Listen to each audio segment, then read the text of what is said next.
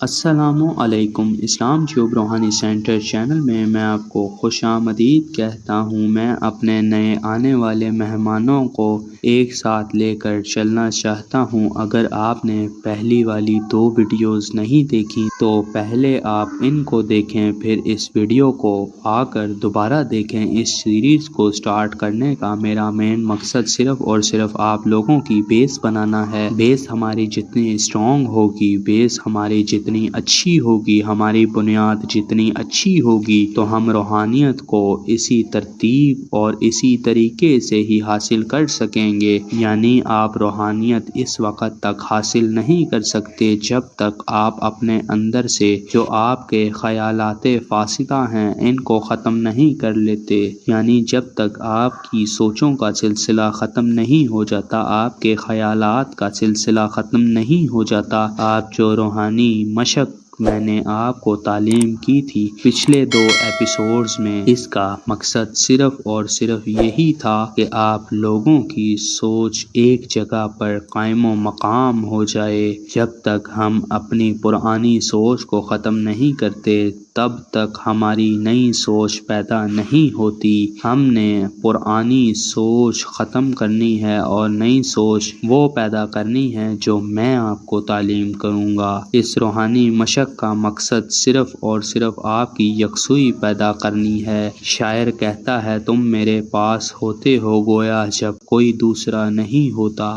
یعنی جب میں اپنے آپ کو اندر سے خالی کر لیتا ہوں، اپنے خیالات کو ہر طرف سے ہٹا لیتا ہوں اور جب میں آپ سے محبت کرتا ہوں تو پھر آپ ہی میرے اندر موجود ہوتے ہو، پھر میں آپ ہی کو دیکھتا ہوں، پھر میں ساری دنیا سے غافل ہو جاتا ہوں۔ نماز بھی تو یہی ہے، اور آپ اپنے خیالات کو ہٹا دیتے ہیں، سب کچھ ترک کر دیتے ہیں اور اپنے رب کی بارگاہ میں کھڑے ہو جاتے ہیں۔ آپ کا سارا فوکس کہاں ہوتا ہے؟ اپنے رب کی طرف کہ وہ مجھے دیکھ رہا ہے۔ نماز بھی تو ایک طریقے کا عمل ہی تو ہے اپنے محبوب سے بات کرنے کا۔ جب آپ یہ روحانی مشق کریں گے، اس کے بعد جب آپ کو یکسوئی حاصل ہوگی تو آپ کو نماز میں بھی مزہ آئے گا، نماز میں بھی سکون ملے گا آپ کو، اور اپنے معاملات میں بھی، آپ کو اپنے دوسرے معاملات میں بھی سکون ملے گا۔ اور جب آپ مراقبے میں داخل ہوں گے تو جو آپ کی کیفیت ہوگی وہ پھر قابل تعریف ہوگی اور آپ کے لیے ایک سرور ہوگا، وہ پھر آپ کو تحفہ ہوگا میری طرف سے آپ کے لیے کہ جب آپ مراقبے میں داخل ہوں گے، یعنی میں آپ کو مراقبے میں اس وقت داخل کروں گا جب آپ اپنی سوچ کو، اپنے اعمال کو ایک جگہ میں لے کر آ جائیں گے۔ ایک بات یاد رکھیے گا کہ ہم اس وقت تک کامیاب نہیں ہو سکتے جب تک ہم اپنے استاد کی تمام باتوں پر عمل نہیں کر لیتے۔ استاد ہمارا ایک رہنما ہوتا ہے۔ نبی اکرم صلی اللہ علیہ وآلہ وسلم کا فرمان ہے، ثم رفیق لا طریق، کہ اگر تم کسی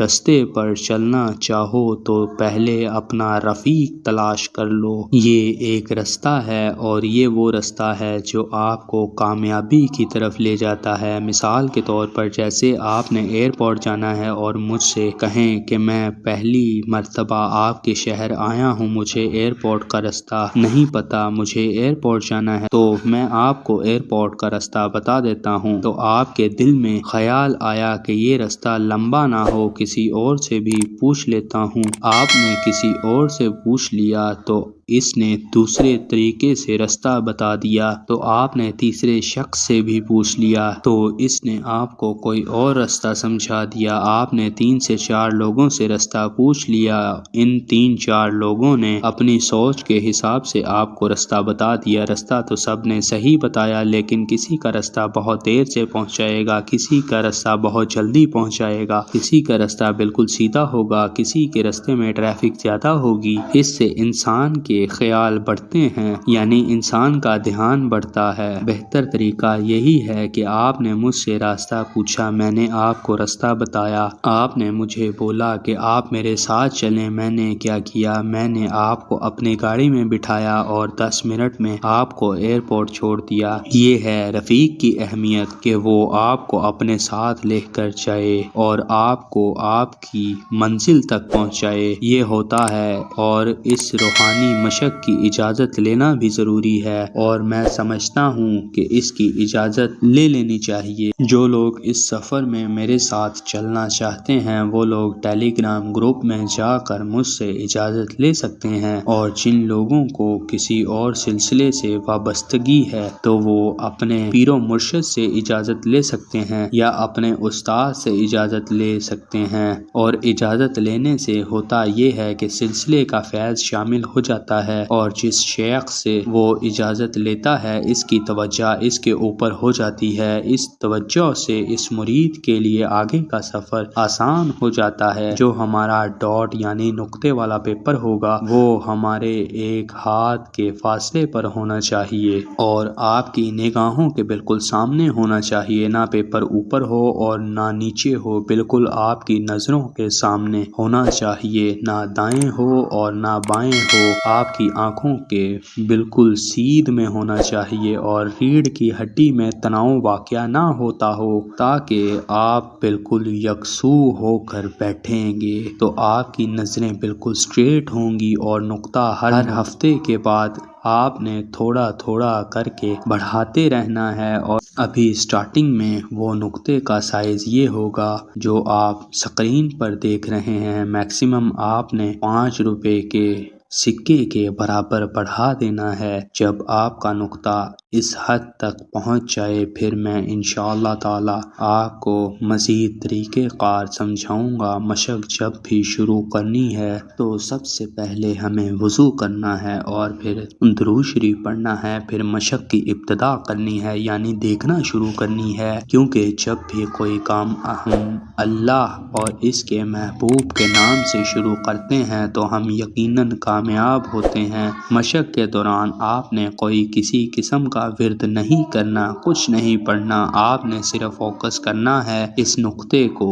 اب 30 سیکنڈ بعد، 50 سیکنڈ بعد یا 60 سیکنڈ بعد، 1 منٹ بعد جب آپ کی پلک جھپکنے لگے تو آپ نے اپنی آنکھیں بند کر لینی ہیں اور پھر 10 سے 20 سیکنڈ یا اگر آپ کا سٹیمنا زیادہ ہے تو 2 منٹ تک بند رکھنی ہے۔ پھر آپ دوبارہ اسے دیکھنا شروع کر دیں اور اسی ترتیب سے آپ 5 مرتبہ کر لیں یا 7 مرتبہ کر لیں، یا جن کی آنکھوں سے پانی آتا ہے وہ صرف 3 مرتبہ کریں، لیکن جو نارمل لوگ ہیں وہ 5 مرتبہ کریں، جن کا سٹیمنا زیادہ ہے وہ 7 یا 9 مرتبہ کریں، لیکن ہر ترتیب میں یہی ہوگا کہ آنکھیں بند کرنی ہے 2 منٹ۔ جب آپ کا یہ 5 مرتبہ مکمل ہو جائے تو آپ نے آنکھیں بند رکھنی ہے 15 منٹ کے لیے، کچھ پڑھنا نہیں ہے، صرف آنکھیں بند کر کے بیٹھ جانا ہے۔ آپ نے کوئی تصور نہیں کرنا، کوئی ورد نہیں کرنا، کچھ نہیں پڑھنا، صرف آنکھیں بند کر کے بیٹھ جانا ہے۔ اور اس کا بہترین طریقہ ہے کہ آپ زمین پر آلتی پالتی مار کر بیٹھ کر کریں، کیونکہ زمین پر بیٹھنے کی بھی ایک الگ تاثیر ہے۔ اگر آپ یہ عمل زمین پر بیٹھ کر کرتے ہیں تو اس عمل کا چیئر، بیڈ یا صوفے پر بیٹھ کر کرتے ہیں تو ان دونوں کی تاثیر میں بہت فرق ہوگا۔ اس روحانی مشق کی تاثیر زمین پر بیٹھنے سے زیادہ ہوتی ہے، لیکن اگر کوئی شخص معذور ہے، اگر کسی کے پاؤں میں درد ہے، جیسے اگر کوئی ایکسیڈنٹ وغیرہ ہوا ہے، فریکچر ہوا ہے، تو وہ شخص کرسی پر بیٹھ کر بھی کر سکتا ہے، بیڈ یا صوفے پر بھی بیٹھ کر کر سکتا ہے، اس میں اسے کوئی حرج نہیں ہے، جیسے اس کے لیے آسان ہو وہ کر سکتا ہے۔ اب چلتے ہیں اس مشق کے فائدے کی جانب۔ پہلا فائدہ آپ کو ہوگا کہ آپ کی سوچ ایک جگہ پر آ جائے گی۔ دوسرا فائدہ آپ کے سر میں جو بھاری پن کی کیفیت ہوگی، آپ کے وجود میں جو بھاری پن کی کیفیت ہوگی وہ چیز ختم ہوگی۔ آپ کو ऐसा महसूस होगा जैसे आप कोई अच्छा काम करके आते हैं तो आपको खुशी सी महसूस होती है, वैसे ही आपको खुशी महसूस होगी। तीसरा फ़ायदा, ये मशक करने से आप रूहानियत के करीब हो जाएंगे। अभी आपने रूहानियत को जगाया नहीं है, अभी आपने रूहानियत को हासिल नहीं किया, अभी इस मशक के ज़रिए आप रूहानियत के करीब हो जाएंगे। जब आप रूहानियत के करीब हो जाएंगे फिर आपको इसकी अहमियत का अंदाज़ा होगा। इसकी अहमियत क्या है? चौथा फ़ायदा, आप इस मशक के ज़रिए आप मुख्तलिफ़ बीमारियों से भी बच सकते हैं। वो इंशाअल्लाह मैं आने वाली वीडियो में बताऊंगा कि इस रूहानी मशक के और क्या क्या फ़ायदे हैं। ये तो अभी सिर्फ बेसिक फ़ायदे बताए हैं। मुझे उम्मीद है कि आपको आज की वीडियो की समझ आ गई होगी। अगर वीडियो पसंद आई तो वीडियो को लाइक करें और चैनल को सब्सक्राइब करें ताकि आप हमारे चैनल के साथ जुड़े रहें। मिलते हैं अगली वीडियो में, तब तक के लिए अल्लाह हाफिज़।